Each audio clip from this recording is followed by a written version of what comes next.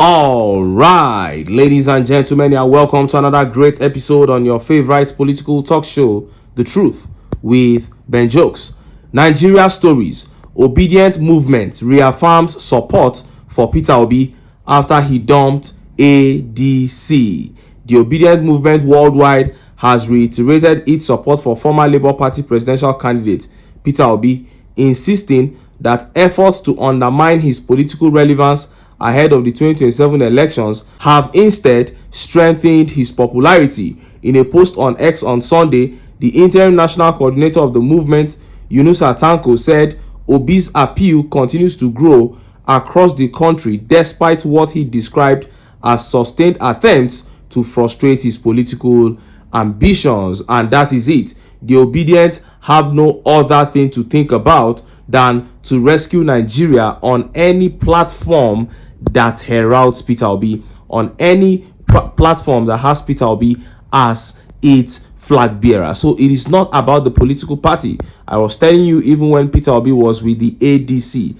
I said, if they do nonsense, we'll pack our bags and leave there. And Obidient are ready to follow Peter Obi within hours of him announcing that he has joined any party. This is the grace that follows the man. But it did not just come like that easily. It came as a result of hard work and integrity that he has shown over years. This is a quality that our politicians lack, and that is why this country is where it is today. If we want to rescue it as a people, let us queue behind His Excellency Peter Obi. Now, let us look at the top stories. First is that despicable one coming out of northwest Nigeria. When you see this update, you will weep for this country. And next is that big one coming out of the opposition, NDC. Now, it is no longer ADC. Peter Obi and Rabiu Musa KWANKWASO have officially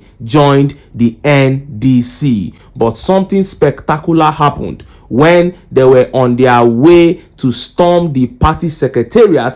Nigerians began to see that they were in company of many senators and House of Rep members. I'm talking about sitting National Assembly members. They damned AKPABIO, damned the Speaker of House of Rep Tajuddin Abbas, and they trooped behind His Excellency Peter Obi and Rabiu Musa KWANKWASO. This has never been witnessed before in the history of this country. Before I show you details of these top stories and how Nigerians reacted, let me quickly show you this video. Now, there is a reason I want to show you this video. The way these people come and lie uncontrollably to Nigerians shocks me at times. Tinubu promised to give 2,000 tractors to farmers in Nigeria. They have not seen anything. Now, his wife is coming to promise more.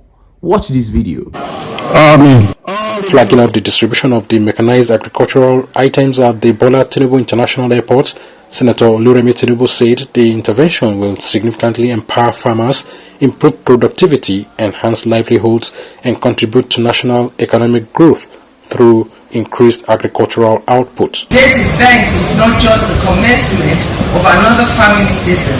It is a bold statement that Nigeria is ready to feed herself. It signals a deliberate transition from subsistence practices to modern mechanized and commercially viable agriculture. For the Niger State government, the program is part of the administration's plan to cultivate over 120,000 hectares of farmland, projecting that the initiative will generate about 3,000 jobs and yield an estimated 500,000 tons of assorted food crops annually through both wet and dry season farming. For us in Niger State, agriculture remains a top priority, and we are passionate in making the state a major source of food for the nation. The inaugurated implements were 250 tractors, 50 combine harvesters, 150,000 bags of fertilizer, 1,500 planters, plows, boom sprayers, and harrows. You saw that. Now, she has said all that, and it looks like very great plans. You want to share equipment to farmers so that they can go into, mechanized agriculture. They can go from subsistence agriculture to commercial agriculture, and you want to support them. Very nice move. But look at this. Punch. Tinubu unveils distribution of 2,000 tractors, others, June 24, 2025. June 24, 2025. Now, what happened to those tractors after the first batch of 100, or was it 150, were released? Look at this. Reports indicate that months after the Federal Ministry of Information and National Orientation and the Federal Ministry of Agriculture and Food Security reported the launch of 2,000 tractors by Bola Tinubu in June 2025, many farmers have not accessed them. Did you hear that? Then come down to this part. Let's look at why the delay existed. Delays. As of October 2025, 4 months after the launch, reports suggested the machinery remained idle and unused. Reasons for delay. A top ministry official cited delays in approving the distribution formula. Whatever passes through this government, they will say there's a distribution formula, and it is not just because they are trying to create equity and fairness. No, there are some people who feel that it is their own turn to be compensated for the rigging that they did for them in 2023. Any initiative you bring up from government, there are some persons that feel that this is what they want to use to compensate them, and it is not a lie. Those people are not just doing it, trying to hide from the government. It is the government themselves that will say, you come, 4 of you come, this group come, we want to use this thing to compensate you. But we will tell the people that we are actually putting these things out to help them. At the end of the day, some gullible people will then be saying things like, oh, the president has tried, he actually released money, it was those that were in charge of the money that ate the money, he knows about it. So that is the issue. Don't come and tell us that you are distributing certain things to farmers. It doesn't get to them. As soon as the cameras are off, you will not see anything again. So I begin to ask the question, why are they so wicked deliberately? It still beats my imagination. Now, let us look at the top stories. First is that one coming from Northwest governors. And next is that big one coming from the opposition NDC. Peter Obi and Rabiu Musa KWANKWASO stormed the secretariat of the NDC. But it was not only that. They had in their company massive followers made up of National Assembly members. These people damned AKPABIO and Speaker Tajuddin Abbas to follow opposition members as they officially launch the NDC for themselves. Let's start by taking that update from the Northwest governors. Look at how the papers reported it. Nigeria stories. Breaking. Northwest governors have declared that they will no longer engage in any form of negotiation with bandits as part of renewed efforts to restore peace in the region. Did you get that? They have decided and they have declared that they will no longer engage in any form of negotiation with bandits and killers. It means they have been negotiating with them in the past. And this is what we kept saying. These people were negotiating and they were always coming on air to lie. We don't negotiate with terrorists. We don't pay them. We don't do anything. Meanwhile, they were negotiating directly with them. This is what I was saying, I think yesterday, that this 1 billion, 2 billion and 3 billion that these people asked for after they kidnapped Nigerians, it is between them and government. They know that ordinary Nigerians don't have that money.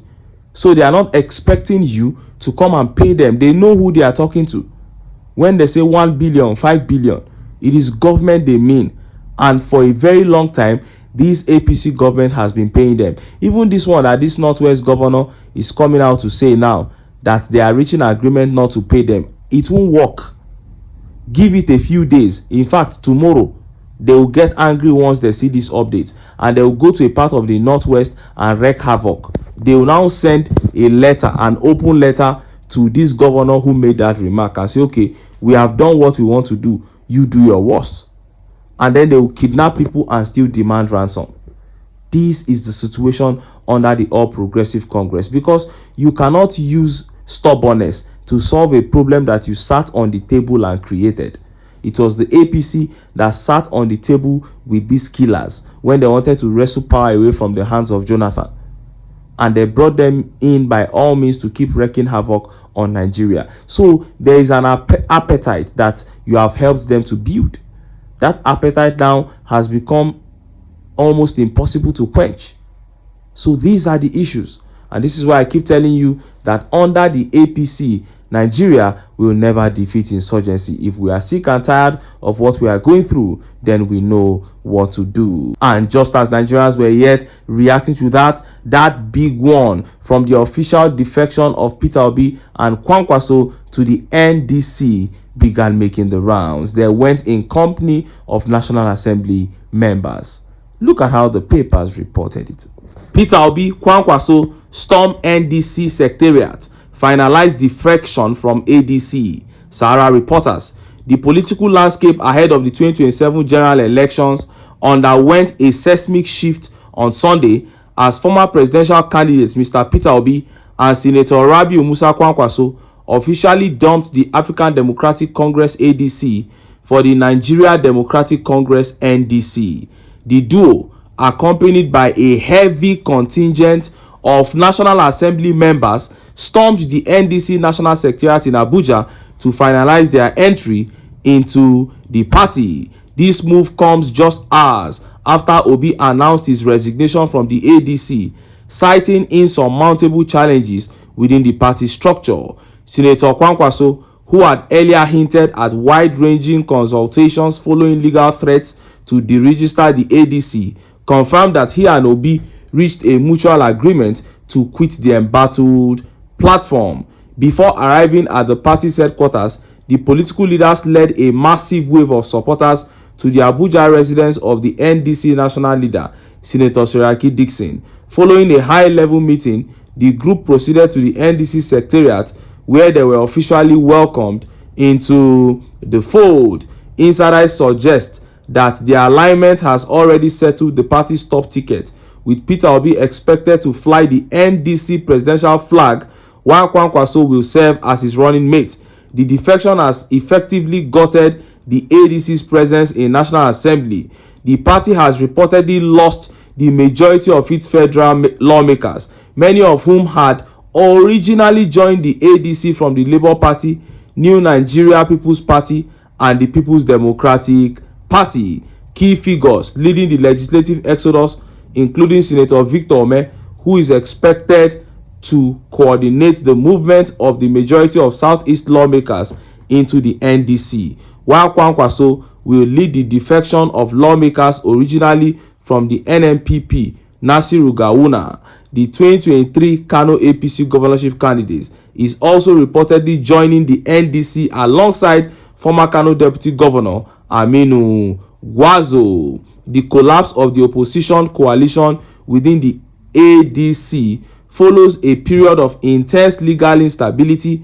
KWANKWASO had previously raised the alarm over a precarious situation involving a Supreme Court ruling and a strange application by the Attorney General of the Federation to deregister the party. Wow. Now, there is something spectacular about this. More than one thing spectacular, but I'll take them one after the other. The first one is that senators went with them while they were still with their political parties, because the senators have not even moved yet, and they stormed the party secretariat with Peter Obi and KWANKWASO, went with them to the house of Seriaki Dixon.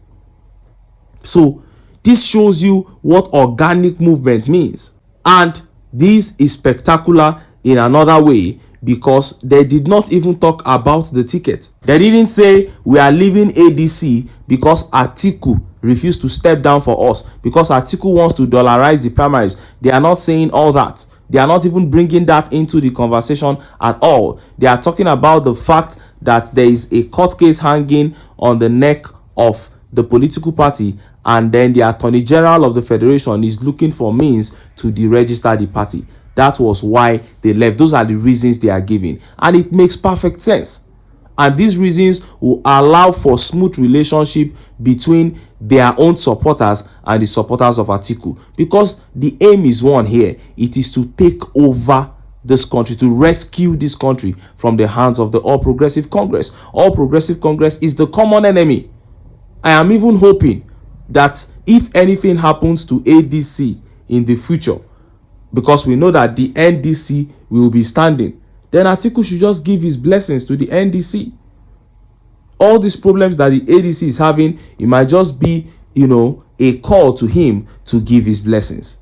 Then I want to talk about what Peter Obi has done.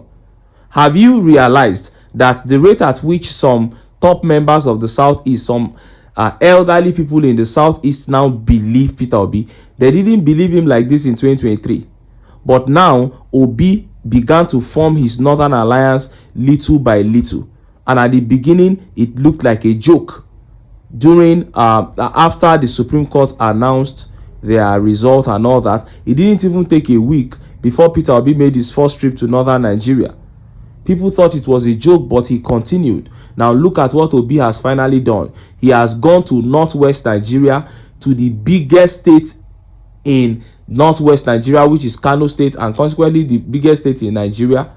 He went there, took the biggest northern politician in Nigeria at the moment, who is even older than him, because KWANKWASO is 69 years old, while Peter Obi is 64. And he convinced him to agree to be his running mate. There were people who swore that KWANKWASO would never deputize Peter Obi. They swore that, who is Peter Obi? But look at it now. For you to go from northeast Nigeria to go and get the most popular northern politician and make him your deputy, it shows that Obi is beyond just all these things that we are saying. The man is too deep, he's too smart, he's too clever, he's too intelligent. Because just name anybody who has been able to achieve this kind of thing. You are doing all these things without their structure of criminality, without promising him any money. And then KWANKWASO is also a smart politician. He knows that aligning with Obi now will endear him to the whole of Nigeria. He is already loved in northern Nigeria, but the love will go to a new level when he aligns with Peter Obi. And he knows that this is one of the ways he can seal his own presence, to align with the most loved politician. And that's exactly what he has done. Kudos to both men. I didn't know that they were planning this out. I was even telling them, why not decamp to another party? Why not move? I didn't know that they themselves had it all planned out. This is the way it should go, and we pray and hope that with all our efforts that we keep putting in, the NDC will come out victorious in the presidential election in 2027, with their flag bearer and his deputy forming the acronym OK, because Nigeria can be okay. Anyway, make I leave am here. I'll see you in my next video, and it promises to be informative. Don't go away. Don't go away.